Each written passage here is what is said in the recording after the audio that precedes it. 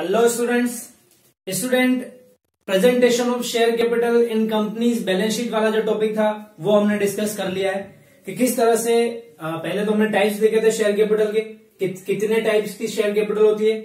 फिर उसके बाद में हमने देखा था वेरियस टाइप्स की जो शेयर कैपिटल है उसको कंपनी की बैलेंस शीट के अंदर हमारे को किस तरह से प्रेजेंट करना है और उससे रिलेटेड कुछ प्रॉब्लम्स यानी कि कुछ क्वेश्चन जो थे वो भी हमने सोल्व कर लिए।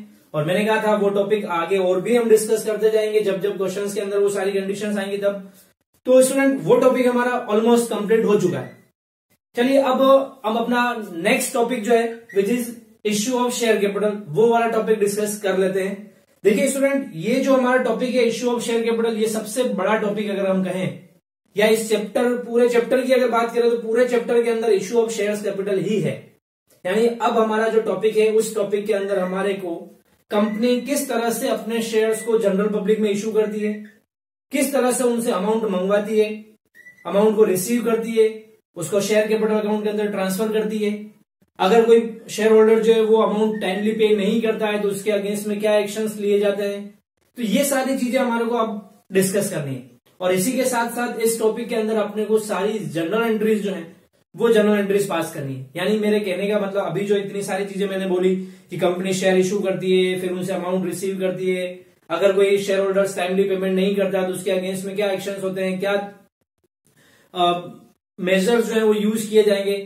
तो ये सारी चीजें अब हमारे को इनकी जनरल एंट्रीज पास करनी है। ठीक है, तो आई थिंक टॉपिक आपको समझ में आ गया होगा इश्यू ऑफ शेयर कैपिटल। अब हम डिस्कस कर लेते हैं कि कौन कौन सी जनरल एंट्रीज पास होगी। लेकिन जनरल एंट्रीज करने से पहले मैं आपको इश्यू ऑफ शेयर कैपिटल से रिलेटेड पूरी थ्योरेटिकल पोर्शन जो है वो मैं आपका कंप्लीट करा देता हूं, क्योंकि अगर आपको थ्योरेटिकल पोर्शन पूरा समझ में आ गया तो आप जनरल एंट्रीज करने में आपको प्रॉब्लम नहीं होगी, यानी जनरल एंट्रीज इजी वे में हो जाएगी। देखिए स्टूडेंट बहुत बड़ा चैप्टर है लेकिन मैं ये नहीं कहूंगा ये चैप्टर बहुत हार्ड है। अगर मुझसे कोई पूछे कि इस बुक में से सबसे इजी चैप्टर कौन है या पूरी 12th की जो अकाउंटेंसी है उसमें से सबसे इजी चैप्टर कौन सा है, तो मेरा तो आंसर यही होगा इश्यू ऑफ शेयर कैपिटल वाला चैप्टर जो सबसे इजी है। क्योंकि मुश्किल से 5 या 6 जनरल एंट्रीज मान लीजिए आप, मुश्किल से 5 to 6 जनरल एंट्रीज हैं। बस उन्हीं जनरल एंट्रीज को आपको रिपीटेडली पास करते जाना अलग अलग केस के अंदर। बस वो 6 जनरल एंट्रीज जो है आपको लर्न करनी है। और मैं तो ये भी नहीं कहूंगा वो जनरल एंट्रीज आपको लर्न करनी है, मैं तो हमेशा ही कहता हूं अपने कंसेप्ट क्लियर रखिए। कंसेप्ट क्लियर है तो आप ऑटोमेटिकली जनरल एंट्रीज जो है वो इजी वे में पास कर लेंगे। ठीक है, तो जैसा कि मैं बोल रहा था अपन share capital issue of share capital से रिलेटेड जनरल एंट्रीज करें उससे पहले मैं कुछ थ्योरेटिकल पोर्शन जो है उसकी बात कर लेते हैं। और इस थ्योरेटिकल पोर्शन को अच्छे से समझिएगा, ध्यान से सुनिएगा, क्योंकि अगर आपको ये थ्योरेटिकल पोर्शन समझ में आ गया तो जनरल एंट्रीज आपको लर्न करने की जरूरत नहीं, आपका ऑटोमेटिकली कंसेप्ट क्लियर हो जाएगा और आप इजी वे में वो जनरल एंट्रीज जो है पास कर लेंगे। ठीक है स्टूडेंट, तो स्टार्ट करते हैं अपना टॉपिक जो है वो इश्यू ऑफ शेयर कैपिटल। देखिए स्टूडेंट आपने टाइप्स ऑफ शेयर्स पढ़े हैं, अपने जो लास्ट वीडियोस हमने डिस्कस किए थे उन लास्ट वीडियोस के अंदर आपने देखा होगा टाइप्स ऑफ शेयर आपने देखे हैं। तो 2 टाइप के शेयर होते हैं, इक्विटी शेयर्स और प्रेफरेंस शेयर्स। क्या होते हैं, फीचर्स क्या हैं, दोनों में डिफरेंस क्या है, ये सारी चीजें हम ऑलरेडी डिस्कस कर चुके हैं तो उसको जब हम ज्यादा डीपली नहीं जाएंगे। तो 2 टाइप के शेयर होते हैं। दूसरी बात, कंपनी जो है इन दोनों टाइप्स के शेयर को इश्यू करके जनरल पब्लिक से अमाउंट एक्वायर कर सकती है। यानी किसी भी कंपनी को जब पैसों की जरूरत होती है तो वो company by issuing share either equity shares or by preference shares, by issuing equity shares or preference shares company can acquire funds from the general public। कि जब भी पैसे की जरूरत होगी तो जनरल पब्लिक में वो शेयर्स इशू करेंगी और वहां से वो फंड को एक्वायर कर लेंगी। तो मेन बात आती है कि कंपनी शेयर्स के थ्रू फंड एक्वायर कर सकती है, कंपनी डिबेंचर्स इशू करके भी फंड एक्वायर कर सकती है, कंपनी बैंक से लोन लेकर के भी फंड को एक्वायर कर सकती है। तो हम अभी बात करेंगे केवल अगर company by issuing equity shares और by issuing preference shares if he acquires fund from the general public then what general entries will be pass in this case. तो उस केस के अंदर क्या जनरल एंट्रीज होंगी, इसका प्रोसीजर क्या है, किस तरह से कंपनी जो है शेयर इशू करती है, जनरल पब्लिक से पैसा लेती है, वो सब हम आज डिस्कस करेंगे। तो देखिए जब भी कंपनी को इस तरह से फंड की रिक्वायरमेंट होती है तो सबसे पहले कंपनी क्या करती है, सबसे पहले कंपनी एक मर्चेंट बैंकर जो है जिसको हम एक नॉर्मली बैंक भी बोल सकते हैं, एक बैंक अपॉइंट करती है। क्या करती है, बैंक अपॉइंट करती है। अपॉइंट करने का मतलब ये नहीं कि एक नया बैंक अलग से कंपनी खोलेगी। अपॉइंट करने का मतलब ये जो ऑलरेडी अपने बैंकिंग सिस्टम है उस बैंकिंग सिस्टम में से किसी एक बैंक को सेलेक्ट करती है। बैंक को क्यों सेलेक्ट किया जाता है, क्योंकि देखिए जनरल जो भी हम शेयर से रिलेटेड ट्रांजेक्शन होंगे वो कैश में नहीं होता है। जितना भी परचेजिंग सेलिंग वगैरह होता है वो सारा जो होता है वो बैंक के थ्रू होता है या किसी बैंकिंग सिस्टम के थ्रू होता है। इस वजह से कंपनी सबसे पहले एक बैंक जो है उसको सेलेक्ट करती है, जिस बैंक के थ्रू कंपनी जनरल पब्लिक से फंड एक्वायर करेगी। तब होता क्या है, कंपनी डिसाइड करती है, जैसे आपने पढ़ा है ऑथोराइज्ड कैपिटल क्या होती है, इशूड कैपिटल क्या होती है। तो इशूड कैपिटल क्या होती है, ऑथोराइज्ड कैपिटल का वो पार्ट जो जनरल पब्लिक में इशू किया जाता है फॉर द सब्सक्रिप्शन। यानी कंपनी अपनी ऑथोराइज्ड कैपिटल में से जितना भी उसको फंड की रिक्वायरमेंट है उसके अकॉर्डिंग कंपनी एक एडवर्टीजमेंट निकालती है। जनरल न्यूज़पेपर जो है या कंपनी की जो वेबसाइट है, बिजनेस मैगजीन जो है या और भी अदर जो सोर्सेज है, मीडिया है, सोशल मीडिया, उनके थ्रू कंपनी एक इन्विटेशन पब्लिश करती है।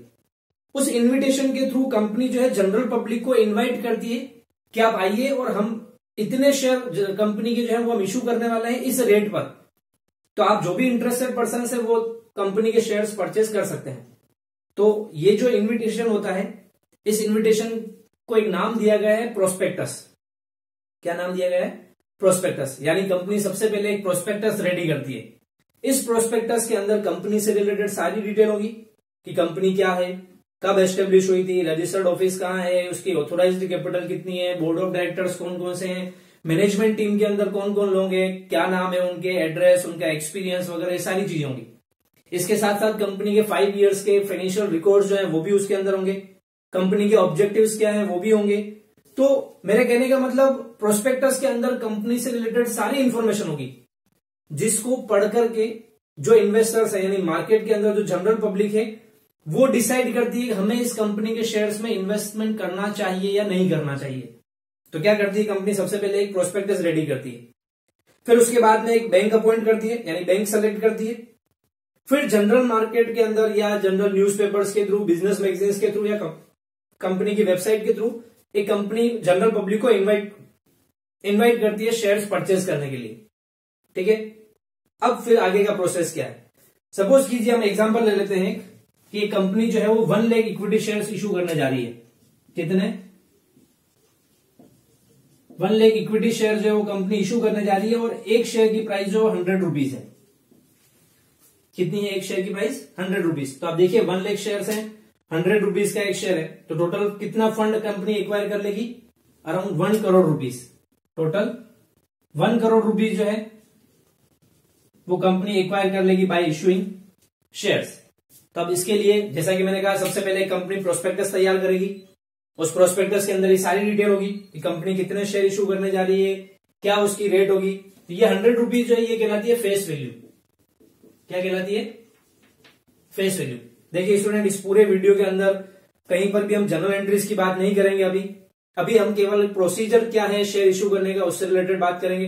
तो ये इसमें कोई नोट्स नहीं है, वो आपको खुद को प्रिपेयर करने होंगे। तो आप अपने हिसाब से ये जहां पर भी आपको लगे कि हाँ ये चीज लिखने लायक है मेरे लिए और हमें समझना चाहिए, तो आप उसके अकॉर्डिंग आप उसको लिख सकते हैं।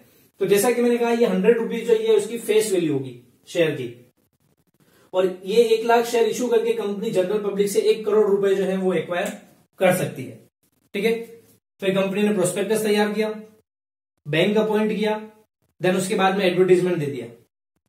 फिर अब क्या करेंगे, उस एडवर्टीजमेंट को देख करके जो वेरियस इन्वेस्टर्स होंगे वो कंपनी के फाइनेंशियल डेटास जो है उन फाइनेंशियल डेटास को एनालिसिस करेंगे कि भैया ये कंपनी है, इतने टाइम से काम कर रही है, इसका प्रॉफिट मार्जिन ये रहा है, इसका ईपीएस ये रहा है, अर्निंग पर शेयर ये रहा है, प्रॉफिटेबिलिटी कंडीशंस ये हैं, कंपनी ने अब तक डिविडेंड डिस्ट्रीब्यूट किया है या नहीं किया है, सेल्स में ग्रोथ कितनी है, प्रॉफिट में ग्रोथ कितनी है, क्या चांसेस हैं, फ्यूचर एक्सपेक्टेशंस क्या है कंपनी के, ऑब्जेक्टिव्स क्या है। ये सारी चीजें एनालिसिस करने के बाद में इन्वेस्टर्स ये डिसीजन लेते हैं हमें उस कंपनी में पैसे इन्वेस्ट करने चाहिए या नहीं करने चाहिए।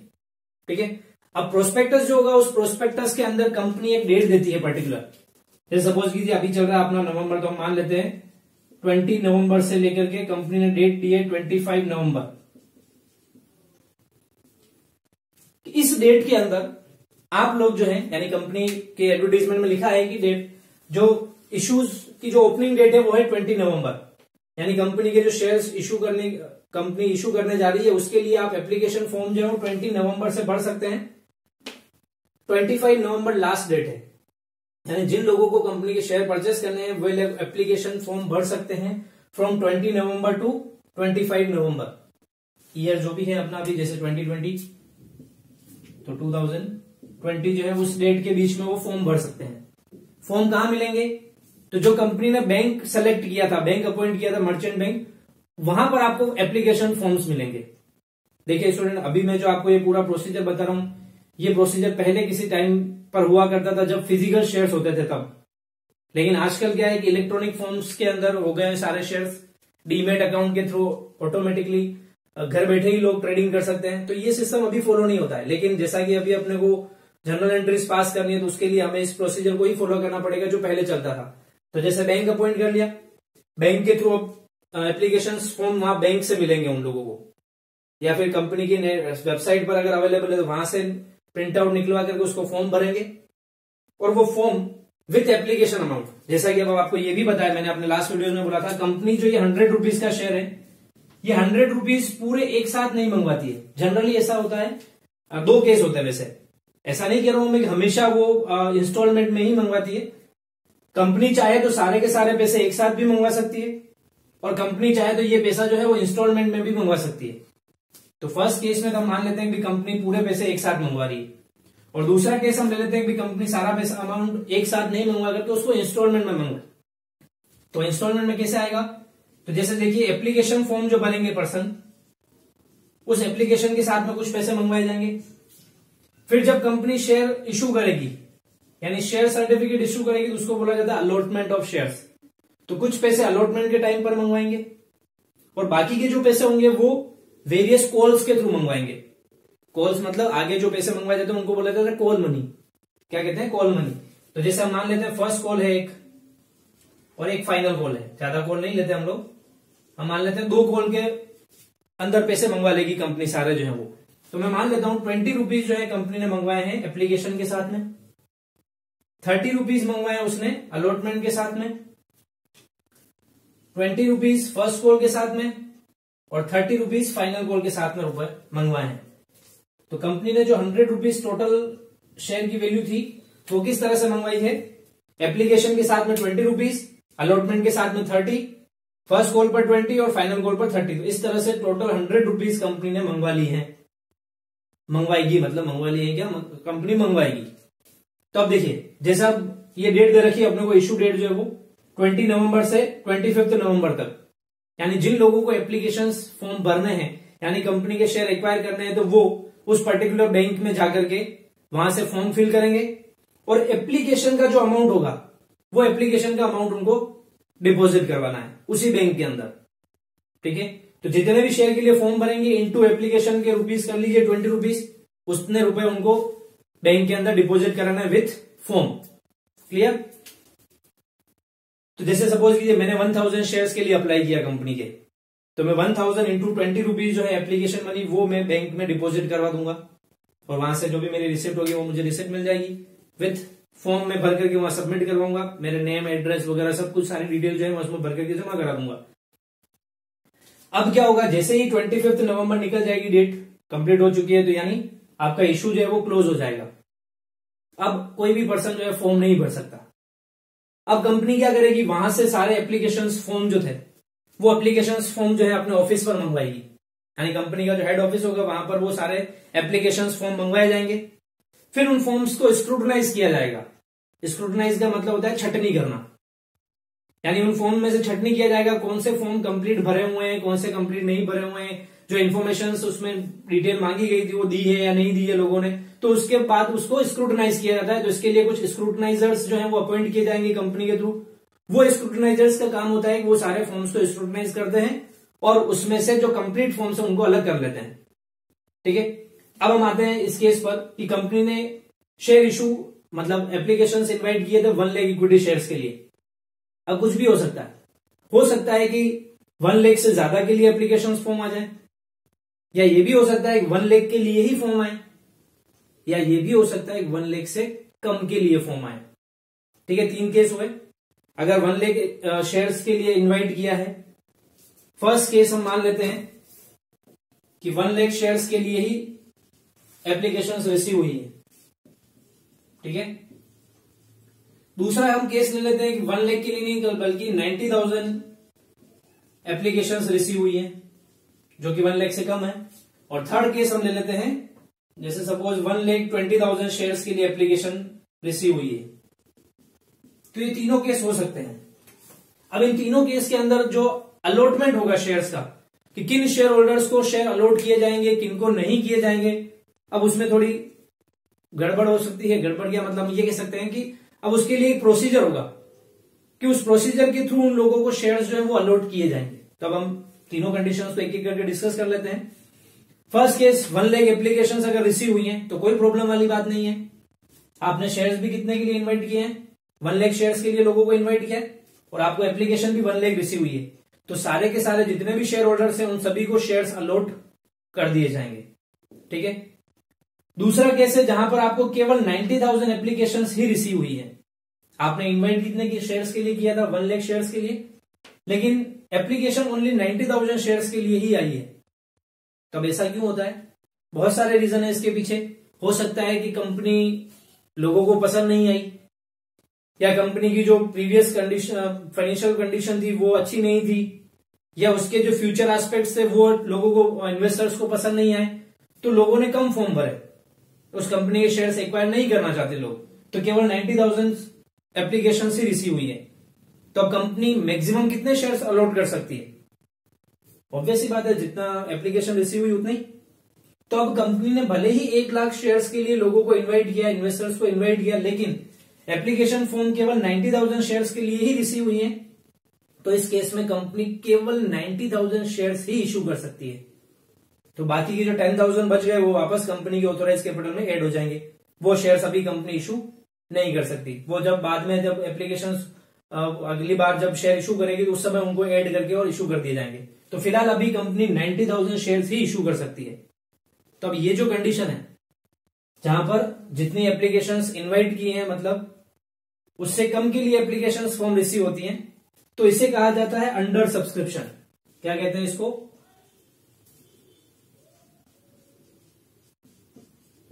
इसे कहा जाता है under subscription. When the application is receive less than the shares allotted. जितने शेयर्स आपने इशू किए हैं, सॉरी अलॉटेड नहीं, इशूड, जितने शेयर्स आपने इशू किए हैं उतने शेयर्स से कम के लिए अगर एप्लीकेशंस रिसीव होती हैं तो उसे कहा जाता है अंडर सब्सक्रिप्शन ऑफ शेयर्स। अब आते हैं हम थर्ड केस में। आपने एप्लीकेशंस इनवाइट किए हैं 1 लाख शेयर्स को सेल करने के लिए, लेकिन आपके पास में एप्लीकेशंस आ गई 1,20,000 शेयर्स के लिए। अब ये कब होता है? कि जब कंपनी अच्छी हो। जब कंपनी अच्छी है, ये 1,20,000 तो मैंने बहुत कम लिखा है। अगर कंपनी अच्छी है, फाइनेंशियल कंडीशन अच्छी है, उसकी प्रॉफिटेबिलिटी कंडीशन अच्छी है, फ्यूचर ग्रोथ एस्पेक्ट जो है वो बहुत अच्छे हैं, सब कुछ अच्छा है, तो उस केस में मैक्सिमम लोग चाहेंगे कि हम उस कंपनी के शेयर जो है उनको एक्वायर करें। तो उस केस में क्या होगा? एप्लीकेशन फॉर्म बहुत ज्यादा आ सकती है। ये 120 तो मैं बहुत कम बता रहा हूं। ऐसे ऐसे केस भी हैं जहां पर 100 times extra, 150 times extra application form भी रिसीव होते हैं। यानी आप शेयर अलग, मतलब शेयर इशू कर रहे हैं आप 1 लाख, फॉर्म आ रहे हैं 10 लाख के लिए, 20 लाख के लिए, तो इतने फॉर्म्स भी आते हैं। तो उस केस को कहा जाता है ओवर सब्सक्रिप्शन। क्या कहा जाता है?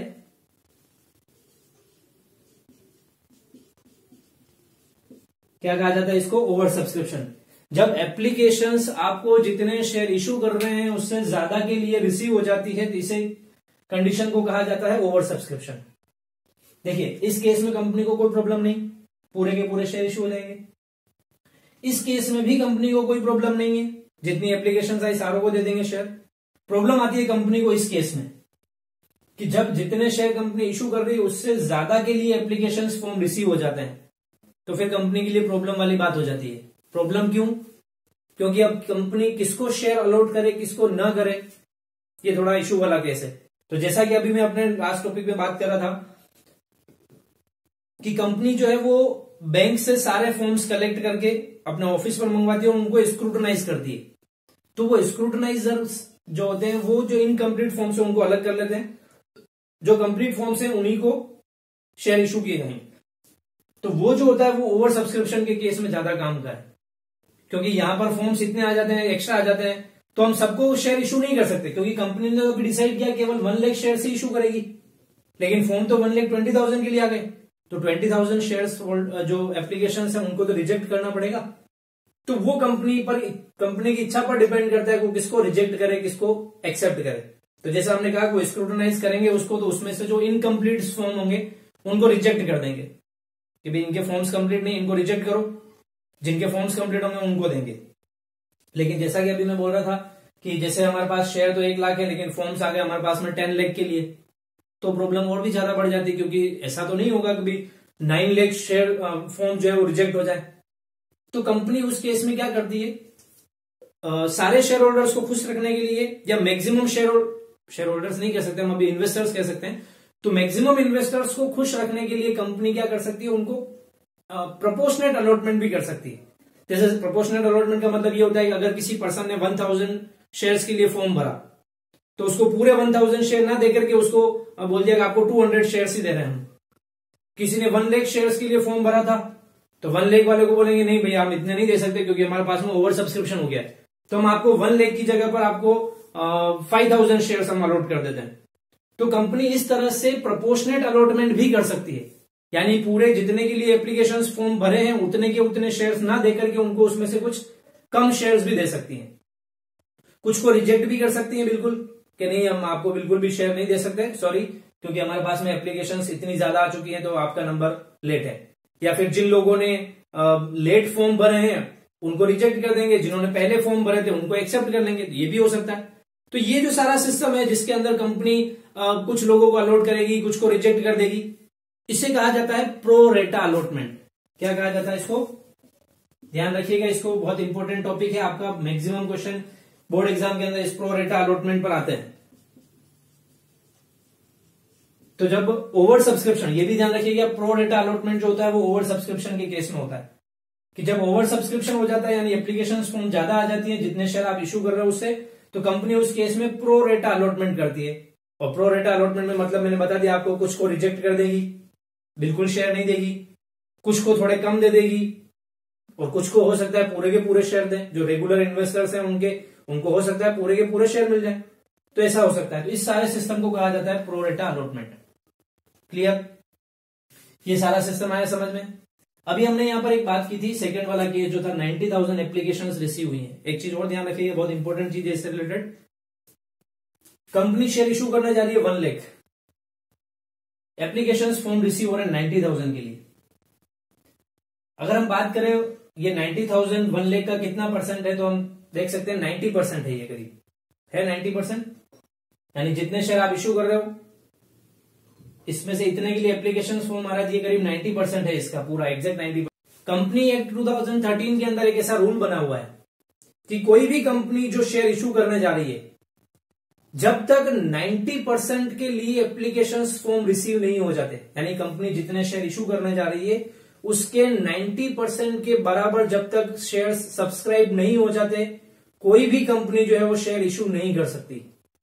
यानी मेरे कहने का मतलब, अगर 1 लाख शेयर्स कंपनी इशू करने जा रही है तो कम से कम 1 लाख का 90% वो होता है 90,000। कम से कम 90,000 शेयर्स के लिए जब तक एप्लीकेशंस रिसीव नहीं हो जाती तब तक कोई भी कंपनी शेयर्स इशू नहीं कर सकती। तो ये जो 90% वाला जो रूल है इसे कहा जाता है मिनिमम सब्सक्रिप्शन। क्या कहते हैं इसको, मिनिमम सब्सक्रिप्शन। तो मिनिमम सब्सक्रिप्शन का कितना परसेंट है, 90% है। तो हमेशा ध्यान रखिएगा कि अगर अभी जैसे हमने ये केस लिया यहां पर 90,000 एप्लीकेशन रिसीव हुई, सपोज करो यहां पर 90,000 की जगह कंपनी को 80,000 एप्लीकेशन ही रिसीव हुई होती, क्या कंपनी को अगर 90,000 की जगह ओनली 80,000 एप्लीकेशन ही रिसीव हुई होती, तो उस केस में कंपनी अपने शेयर इशू नहीं कर पाती, क्योंकि रूल बना हुआ है कि कम से कम 90% मिनिमम सब्सक्रिप्शन आना चाहिए, तब जाकर के कंपनी शेयर इशू कर सकती है, अदरवाइज नहीं कर सकती। तो उस केस में कंपनी क्या करेगी, कंपनी ये जो डेट थी इस डेट को बढ़ा भी सकती है। जैसे 25 नवंबर लास्ट डेट थी एप्लीकेशन फॉर्म भरने की, कंपनी ने इसको 5 दिन और बढ़ा दिया। कंपनी ने बोल दिया कि 30 नवंबर तक फॉर्म भरे जाएंगे, आप जो भी और बच गए हैं लोग भरना चाहते हैं फॉर्म वो भर सकते हैं। तो इस तरह से कंपनी ये 90% मिनिमम इसको लेकर के आ जाती है। लेकिन सपोज कीजिए ये बढ़ाने के बाद में भी अगर 90% सब्सक्रिप्शन नहीं हुआ, एप्लीकेशंस रिसीव नहीं हुई, तो उस केस में कंपनी को जिन लोगों ने एप्लीकेशंस फॉर्म भरे थे और एप्लीकेशन का अमाउंट भी साथ में डिपॉजिट करवाया था, उस अमाउंट को कंपनी को उन लोगों को वापस से रिटर्न करना पड़ेगा विद इन 15 डेज। ये भी ध्यान रखिएगा, विद इन 15 डेज कंपनी को अगर मिनिमम सब्सक्रिप्शन रिसीव नहीं होता है तो उन सारे पर्संस को जिन्होंने एप्लीकेशन फॉर्म के साथ में एप्लीकेशन अमाउंट दिया था, उन सभी को वो पैसा वापस से रिफंड करना पड़ेगा। ठीक है, यानी कंपनी शेयर इशू नहीं कर पाएगी। अब फिर बाद में वापस नए सिरे से कंपनी को ये सारा प्रोसेस शुरू करना पड़ेगा, प्रोस्पेक्टस बनाना पड़ेगा, नए वापस एडवर्टीजमेंट निकालने पड़ेंगे और फिर वापस वो का वही प्रोसीजर जिसके थ्रू कंपनी शेयर इशू करती है, वो पूरे प्रोसीजर को वापस फॉलो करके कंपनी को नए सिरे से शेयर इशू करने होंगे। ठीक है, तो ये मोस्टली उन कंपनीज के साथ में होता है जो रेप्यूटेटेड कंपनीज नहीं है या जिनका मार्केट में अच्छा गुडविल नहीं है, तो उन कंपनीज को ऐसी प्रॉब्लम फेस करनी होती है कि उनके सारे शेयर जो है वो सब्सक्राइब नहीं होते हैं। तो कंपनी इस प्रॉब्लम से बचने का भी और सोल्यूशन निकाल दिए। कंपनी क्या करती है, शेयर्स जो हैं, जो ये कंपनी 1 लाख शेयर इशू कर रही है, इसको वो ब्रोकर्स और अंडरराइटर्स के थ्रू भी सेल करती है। किसके थ्रू? ब्रोकर या अंडरराइटर के थ्रू भी इन शेयर्स को सेल करती है। अब ब्रोकर और अंडरराइटर क्या होते हैं? ब्रोकर वो लोग होते हैं जो जिनका कॉन्टेक्ट डायरेक्ट इन्वेस्टर्स से होता है, क्योंकि बहुत सारे लोग ऐसे होते हैं जिनको शेयर मार्केट का नॉलेज नहीं है, तो वो ब्रोकर्स के थ्रू मार्केट में इन्वेस्ट करते हैं। तो अगर ब्रोकर उनको सजेस्ट करे कि भाई आप इस कंपनी के शेयर परचेज कर लीजिए, ये कंपनी अच्छी है, इतने रुपए में 100 रुपीज में इसका शेयर मिल रहा है, आगे आने वाले टाइम पर इसके शेयर्स की रेट बहुत इंक्रीज होगी, तो आप चाहें तो इस कंपनी में पैसा अपना इन्वेस्ट कर सकते हैं। तो अगर ब्रोकर सजेस्ट करेगा इन्वेस्टर्स को, तो ऑब्वियस सी बात है इन्वेस्टर मान जाएंगे। तो इस केस में क्या होता है, कंपनी के जितने शेयर्स इशू कर रही है वो सारे के सारे सब्सक्राइब हो जाते हैं। तो एक तो होते हैं ब्रोकर, दूसरे होते हैं अंडरराइटर्स। अब ये अंडरराइटर्स क्या होते हैं? अंडरराइटर्स वो लोग होते हैं जो कंपनी के शेयर्स खुद परचेज कर लेते हैं सारे।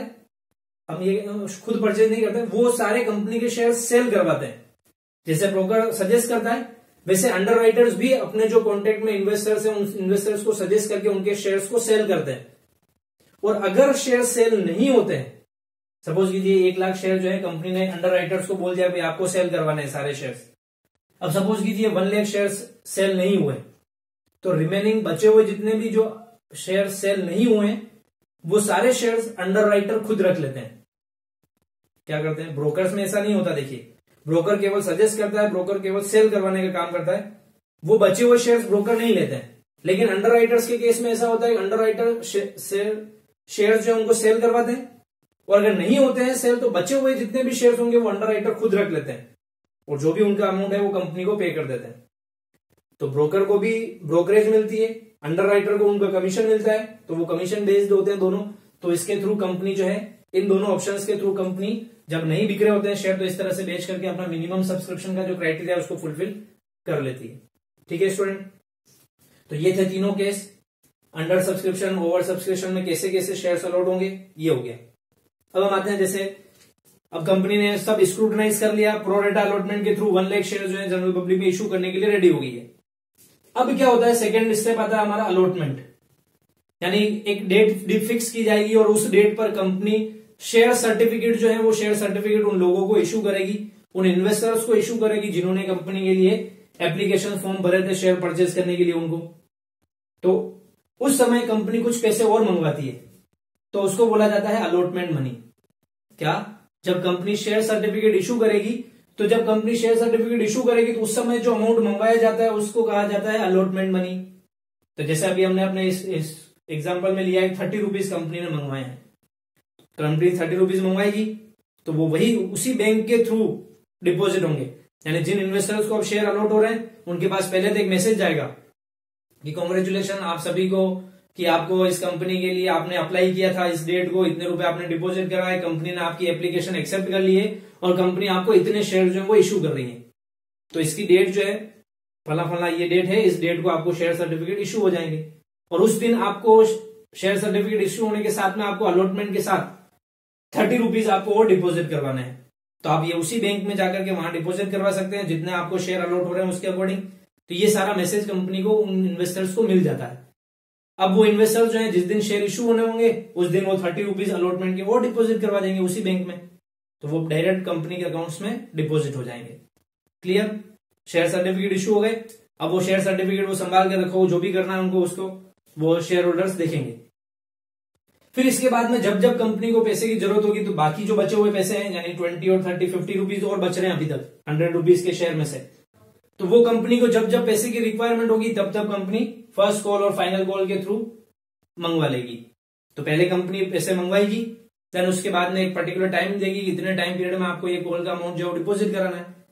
तो वो जो भी शेयर होल्डर्स हैं वो उस पर्टिकुलर टाइम पीरियड में वो अमाउंट कंपनी के अकाउंट में या बैंक अकाउंट वहां जाकर के बैंक में और वहां पर डिपॉजिट करवा देंगे।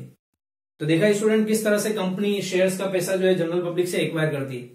ये तो हमने पूरा प्रोसीजर देखा कि इंस्टॉलमेंट में मंगवाए, और कंपनी चाहे तो सारे पैसे एक साथ भी मंगवा सकती है 100 रुपीज जो एप्लीकेशन के साथ में ही मंगवाएगी। तो यहाँ पर 20 की जगह पूरे 100 रुपीज आ जाएंगे, तो बाकी की इंस्टॉलमेंट फिर कुछ भी नहीं होगी, पूरे 100 रुपीज कंपनी ले लेगी शेयर होल्डर से और उनको शेयर्स इशू कर देगी। ठीक है, लेकिन आजकल जैसा आप लोगों को पता है कि आजकल सिस्टम वो फिजिकल शेयर्स वाला नहीं रहा। अब आजकल जो भी ट्रेडिंग होती है वो डीमेट अकाउंट के थ्रू होती है। तो कंपनी शेयर इशू करती है तो भी इलेक्ट्रॉनिक फॉर्म में ही होते हैं, सब कुछ इलेक्ट्रॉनिक फॉर्म में है। तो अब वो कोई फॉर्म भरने का वो सब सिस्टम नहीं है कि बैंक में जाना है, वहां पे जाके जो फॉर्म करना है, फॉर्म भरना है, फिर पैसे डिपॉजिट कराना है, ऐसा कुछ नहीं है। आजकल डीमेट अकाउंट के थ्रू आप डायरेक्ट अपने बैंक अकाउंट से उसको डीमेट अकाउंट को लिंक करते हैं और वहां से आपका अमाउंट जो है वो डिडक्ट हो जाता है, शेयर्स उसमें ऐड हो जाते हैं। तो ये पूरा सिस्टम होता है।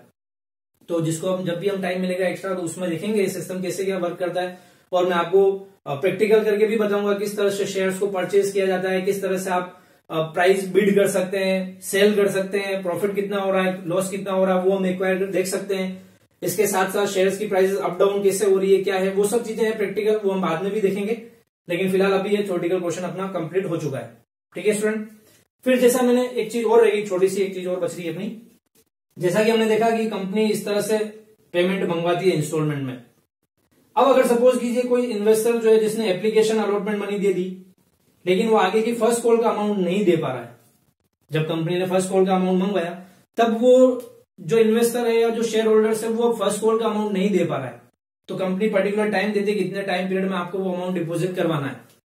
लेकिन अगर उस टाइम पीरियड में भी वो इन्वेस्टर्स उस शेयर का अमाउंट नहीं दे पा रहा है तो कंपनी क्या करती है, उसके शेयर्स को वापस से ले लेती है। उससे क्या करेगी कंपनी, उसके शेयर्स को उससे वापस ले लेगी, क्योंकि उससे जो कॉल मनी मंगवाई गई है वो उसका पेमेंट नहीं कर पा रहा है। तो जब ये कंपनी अपने शेयर्स को वापस ले लेती है उस बंदे से, तो इसको कहा जाता है 4 फीचर्स ऑफ शेयर। क्या कहते हैं इसको, 4 फीचर ऑफ शेयर। यानी कि जब इन्वेस्टर्स या शेयर होल्डर जो है वो टाइमली कॉल मनी का या किसी का भी अमाउंट अगर पे नहीं कर पाते हैं तो उस केस में कंपनी उनके शेयर्स को जब्त कर लेती है वापस से। इसे कहा जाता है 4 फीचर ऑफ शेयर। समझ में आया 4 फीचर ऑफ शेयर क्या है? तो when an shareholder does not pay या did not pay the amount called on the shares, then the company acquire or forfeit their shares, known as 4 features of share. Complete. अब ये जो share company ने forfeit कर लिए, जैसे suppose कर लीजिए हम मान लेते हैं 1000 शेयर एक बंदे के पास में थे, उस पर्सन ने टाइमली पेमेंट नहीं किया फर्स्ट कॉल का, कंपनी ने 1-2 बार इंटीमेशन भी भेजा उसको, फिर भी उसने पैसे नहीं दिए, तो कंपनी उसके शेयर वापस से एक्वायर कर लेती है। तो 1000 शेयर कंपनी ने एक्वायर कर ली। और एक चीज और ध्यान दीजिएगा, जैसे उसने फर्स्ट कॉल का पैसा नहीं दिया तो इसके शेयर एक्वायर हो गए। तो इसने एप्लीकेशन और अलॉटमेंट तो दिया था एप्लीकेशन अलॉटमेंट के 50 रुपीज, वो पैसे कंपनी उसको वापस रिफंड नहीं करती है। क्या वो पैसे कंपनी उसको वापस से रिफंड नहीं करती है। तो ये 50 रुपीज का कंपनी को क्या हो जाएगा, प्रॉफिट हो जाएगा, क्योंकि 50 रुपीज कंपनी के पास आ गए और कंपनी ने शेयर भी ले लिया उससे वापस। तो कंपनी को एक तरह से 50 रुपीज का प्रॉफिट हो गया और इन्वेस्टर जो भी था उसको लॉस हो गया। ठीक है, क्योंकि वो पैसे उसको वापस से रिफंड नहीं होंगे। अब ये जो शेयर कंपनी ने फॉरफिट कर लिए हैं, इन शेयर्स को कंपनी क्या करती है, किसी और सेलर को या किसी और शेयर होल्डर को या किसी और इन्वेस्टर को वापस सेल कर देती है। यानी जैसे एक्स पर्सन से ये शेयर्स एक्वायर किए कंपनी ने क्योंकि उसने पैसे नहीं दिए, तो उन शेयर्स को किसी वाई पर्सन को कंपनी वापस से सेल कर देगी। तो इसे कहा जाता है री इश्यू ऑफ फॉरफिटेड शेयर। क्या कहा जाता है, री इश्यू ऑफ फॉरफिटेड शेयर्स। तो कंपनी इन शेयर्स को किसी भी रेट पर री इश्यू कर सकती है वापस। कंपनी चाहे तो उसको 100 रुपीज में ही वापस सेल कर दे किसी और को, कंपनी चाहे तो 100 से ज्यादा में भी सेल कर सकती है, और कंपनी चाहे तो उसको कम रेट पर भी सेल कर सकती है। तो ये कहलाता है री इश्यू ऑफ फॉरफिटेड शेयर्स। ठीक है स्टूडेंट, तो ये हमने कंपनी के शेयर्स को इश्यू करने से रिलेटेड जो प्रोसीजर था, जो बेसिक टर्म्स इसमें अंदर यूज आती हैं, वो सारी हमने देख ली है। अब जो भी अपना नेक्स्ट वीडियो होगा, उस नेक्स्ट वीडियो में अब इसकी जनरल एंट्रीज क्या क्या होती हैं, वो जनरल एंट्रीज कैसे करनी है, अमाउंट कैलकुलेशंस कैसे होगी, वो हम देखेंगे। तो स्टूडेंट इस वीडियो को ये मत समझिएगा कि इसमें हमने न्यूमेरिकल कुछ नहीं किया तो ये वीडियो कोई मतलब नहीं इसका। सबसे इंपॉर्टेंट वीडियो यही है, ये समझ लीजिए, क्योंकि इस वीडियो से ही आपको आगे का जो पूरा जनरल एंट्रीज का जो कंसेप्ट है वो पूरा समझ में आएगा। प्रोसीजर आप लोगों को समझ में आ गया, इस प्रोसीजर से ही आपको पता लगेगा अब जनरल एंट्रीज में हमें क्या करना है। तो अच्छे से ध्यान से समझिएगा इस वीडियो को, एक नहीं 2 बार देखिएगा, लेकिन पूरा समझिएगा जरूर इसको ध्यान से। ठीक है स्टूडेंट, तो हम मिलते हैं अपने नेक्स्ट वीडियो में, जहां पर अब हम अपना जो टॉपिक है इश्यू ऑफ शेयर कैपिटल, उससे रिलेटेड जनरल एंट्रीज कैसे पास होंगी, क्या क्या जनरल एंट्रीज होती है वो देखेंगे। तो आप ये सारे केस समझ लीजिएगा, अंडर सब्सक्रिप्शन क्या होता है, ओवर सब्सक्रिप्शन क्या होता है, फेस वैल्यू क्या होती है, प्रीमियम क्या होता है। जब कंपनी अपने शेयर्स को ज्यादा रेट पर सेल करती है तो उसको बोला जाता है प्रीमियम। बताया मैंने अपने लास्ट वीडियो में, 100 रुपीज का शेयर और कंपनी इसको 120 में इशू कर रही है तो 20 रुपीज का क्या हो जाएगा, प्रीमियम हो जाएगा। और अगर 100 का है और 100 में ही इशू कर रही है तो उसको बोला जाता है इशू डेट पार। ठीक, फिर आपने ये भी देख लिया कि पैसे कंपनी किस तरह से मंगवाती है, 4 फीचर्स ऑफ शेयर क्या होता है, री इश्यू ऑफ फॉरफिटेड शेयर्स क्या होता है, प्रो रेटा अलॉटमेंट क्या होता है, ये मिनिमम सब्सक्रिप्शन क्या होता है, कितना परसेंट होता है, तो 90% होता है मिनिमम सब्सक्रिप्शन। तो ये सारी चीजें आपकी इंपॉर्टेंट थी, वो मैंने आपको बता दी है। ठीक है स्टूडेंट, चलिए थैंक यू।